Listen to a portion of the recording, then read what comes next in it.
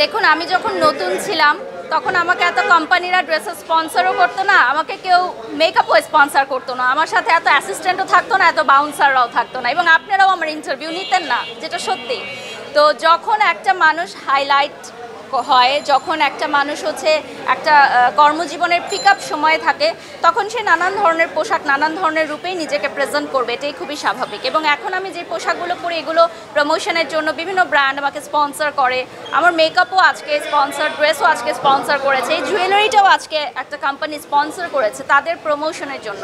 So এগুলো আমাকে পড়তে হয়, এবং আমি মনে করি যে যেটা আমি ক্যারি করতে পারবো সেটাই আমি পরি। আপনারাও যদি ক্যারি করতে পারেন আপনারাও পরেন। হ্যাঁ, জায়গা ভেদে অবশ্যই পোশাক পরতে হবে, এই পোশাক পরে আমি শপিং মলে যাব না। আমি আজকে একটা অ্যাওয়ার্ড ফাংশনে এসেছি, দ্যাটস ওয়াই আমি অ্যাওয়ার্ড ফাংশনেরই ড্রেস পরবো।